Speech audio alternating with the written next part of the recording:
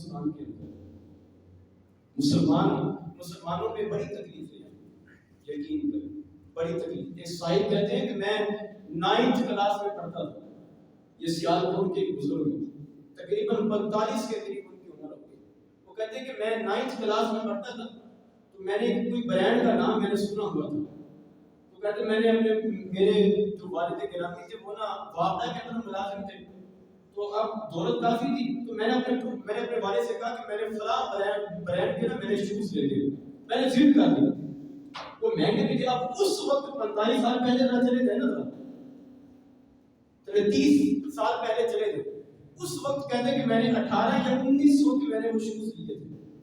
کہتے میں جب دکان پہ گیا نا تو قیمت ان کو ادا کی تو میرے نا بابا جان ہونے لگے، میرے والد صاحب ہونے لگے۔ میں نے کہا کہ اگر مجھے آپ نے شوز نہیں دے دینا تو کوئی مسئلہ نہیں، پیسے زیادہ ہیں، کوئی مسئلہ نہیں، میں واپس کر دیتا ہوں۔ کہتے والد تھے میرے بھی دل کو ہاتھ پڑا، تو کہتے میرے والد مجھ سے فرمانے کہ نہیں بیٹا قیمت پہ نہیں رو رہا، میں اپنے گزرے ہوئے وقت پہ رو رہا، مجھے اپنا گزرا ہوا وقت یاد۔ میں نے کہا بدر کیا وقت یاد آیا؟ کہتے مجھے اپنا بچپن یاد آیا کہ جب ہم ہجرت کر کے، کہتے ہم غریب نہیں تھے، امیر ترین آدمی تھے ہم ہندوستان برے صغیر کے اندر، ہندوستان کے اندر وہ کشمیر سے آئے چلی جاتا ہے، ہمارا اپنا گھر بار تھا، کاروبار تھا، جگیردار قسم کے بندے تھے، کوئی کسی قسم کی ٹینشن کوئی نہیں تھی۔ لیکن کہتے ہیں کہ جب ہم ہجرت کر کے پاکستان کے اندر آئے، وہ کہتے ہیں کہ میں نے ساری بچپنے کے اندر میں نے ساری زندگی شلوار نہیں پہنی تھی، میری والدہ میری قمیض ہی اتنی لمبی سیتی تھی کہ میں نے اسی قمیض کے ذریعے سے اپنے شلوار کا نکال دیا تھا۔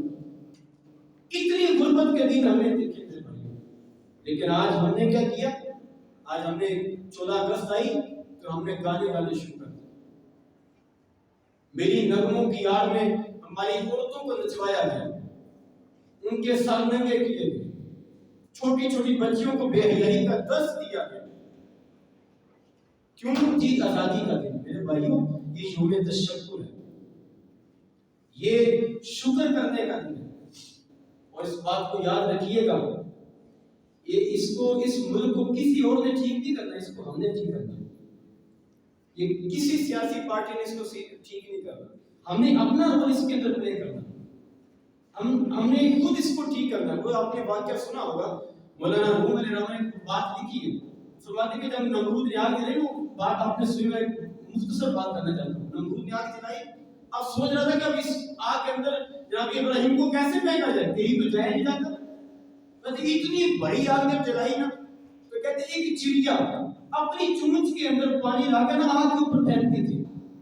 اس ساتھیوں نے پوچھا کہ تیری چونچ چھوٹی سی ہے، اتنی بڑی آگ ہے، تو اس کو کیسے بجھا لے گی؟ یہ تیری چونچ کے قطرے سے بجھنے تو نہیں لگی آگ؟ اس نے کہا پتہ مجھے بھی ہے کہ یہ آگ میری چونچ کے قطرے سے بجھے گی، اس کا پھر یہ کام کیوں کر رہی ہے؟ اس نے کہا کل آگ بجھانے والوں میں میرا نام تو آئے جائے گا، وہ نام تو آئے گا نا میرا۔ میرے بھائیوں، وہ خدا تو دیکھ رہا ہے، وہ خدا تو دیکھ رہا ہے کہ کون پاکستان کو لوٹ رہا ہے اور کون پاکستان کے ساتھ مستقبل سے، وہ خدا جانتا ہے۔ اس لیے اپنا رول پلے کریں، ہم اپنے آپ کو ٹھیک کریں کہ ہم نے اپنے محلے کے اندر کس طرح رہنا ہے، ہم نے اپنی گلی کے اندر کس طرح رہنا ہے، اپنے معاشرے کے اندر زندگی۔ اس کی وجہ پتہ کیا ہے؟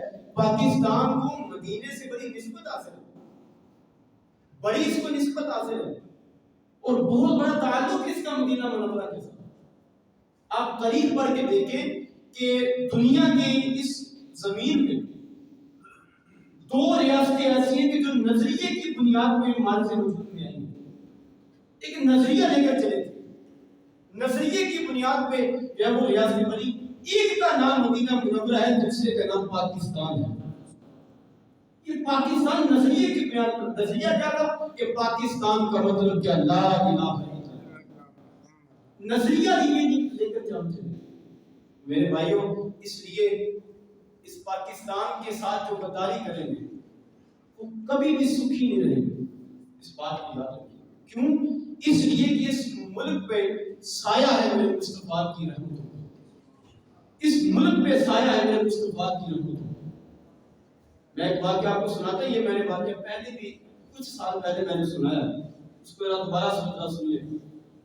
یہ سیالکوٹ کا واقعہ ہے اور یہ 1965 کی بات ہے کہ جب ہندوستان والوں نے جب یہ اعلان تو انہوں نے سازش کی تھی کہ ہم جو ہے وہ صبح جا کر صبح ناشتہ جو ہے وہ لاہور میں کریں گے اور بادشاہ قلعے پہ اپنے ملک کا جھنڈا گاڑ دیں گے۔ ابھی 18 برس چل رہا تھا پاکستان کو آزاد ہونے سے۔ تو ادھر ایک لکڑہارا اس نے یہ بات اس نے بیان کی ہے۔ وہ جنگل میں سے نا سیالکوٹ کے جنگل میں سے گزر رہا تھا، اس نے جنگل میں سے اس نے لکڑیاں کاٹی، بڑا سا کٹا اس نے اپنے گھوڑے کے اوپر رکھا ہوا ہے اور وہ جا رہا ہے۔ شام کا سورج ڈوبنے کے قریب ہے۔ وہ کہتا ہے کہ میں گزر رہا تھا تو اچانک میرے پاس سے نا ایک بجلی کی تیزی کے ساتھ سواری گزری، میرا گھوڑا بھٹک گیا، لکڑیوں کا کٹھا نیچے گر گیا۔ اب میں اکیلا تھا، شام بھی ہونے پر رات ہونے والی تھی، میں پریشان تھا۔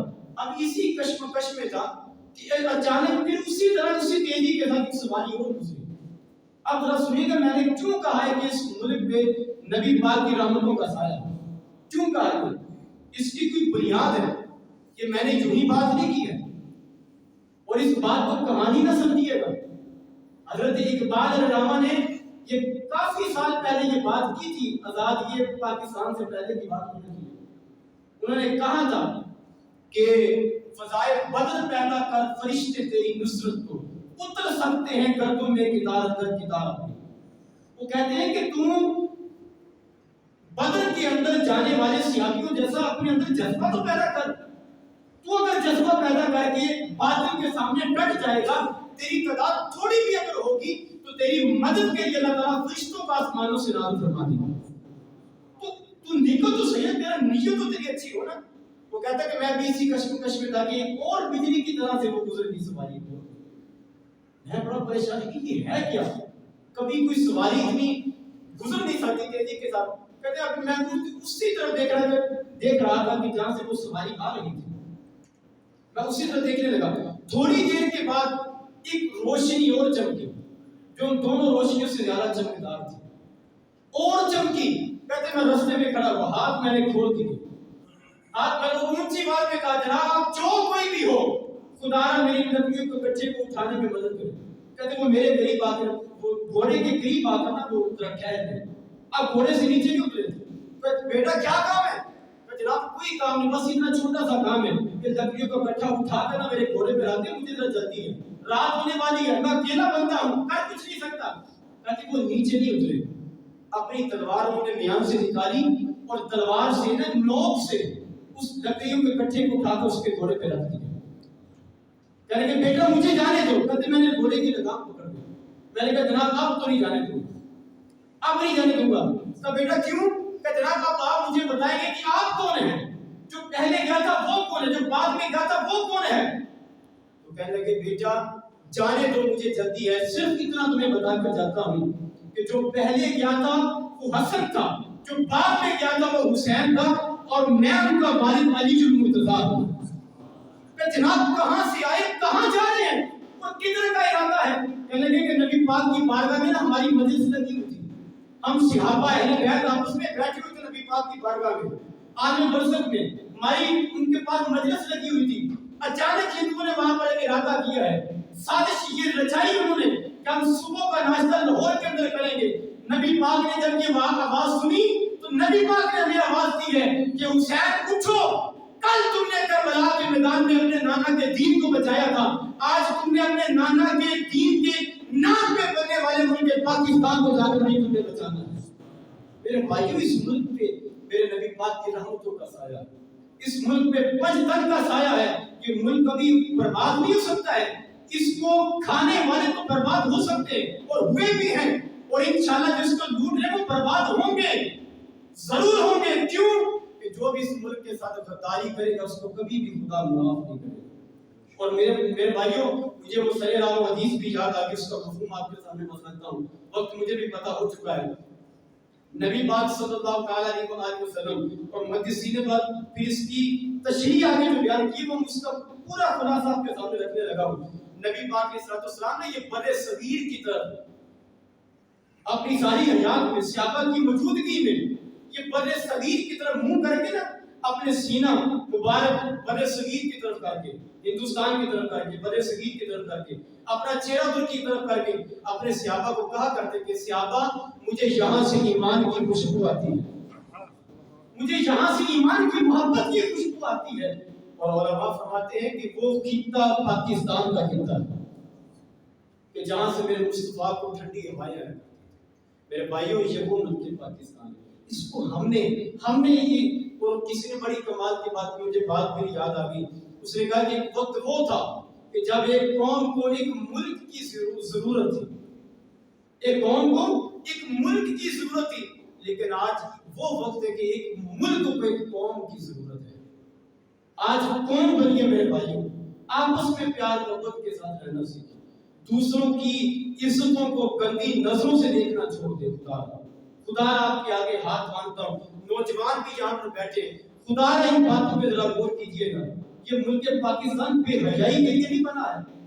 وہ جو 90,000 عورتوں کی عزتیں لوٹی گئی ہیں اور چھوٹے چھوٹے بچوں کو نیزوں کے ان کو بھالوں پہ ان کو لٹکایا گیا، کیوں تھا یہ سارا؟ اس لیے تھا کہ ہم ملک پاکستان میں جائیں گے ہماری عزتیں محفوظ رہیں گی، ہماری عزتیں محفوظ رہیں گی۔ اگر آج بھی مسلمانوں کی عزتیں محفوظ نہیں ہیں تو میرے بھائیوں پھر مجھے بتائیے کہ اس ملک پاکستان کا مقصد کیا رہ جاتا ہے؟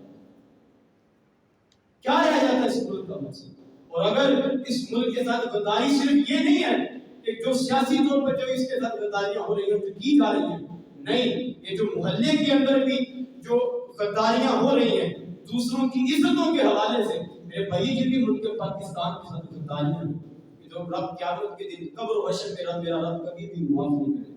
خدا نوجوانوں اپنے ذہنوں کو صاف کریں، اپنی نظروں کو صاف کریں، اپنی نظروں کے اندر حیا پیدا کریں، اپنی زبانوں کے اندر حیا پیدا کریں، اپنی زبانوں کو پاک رکھنا سیکھیں۔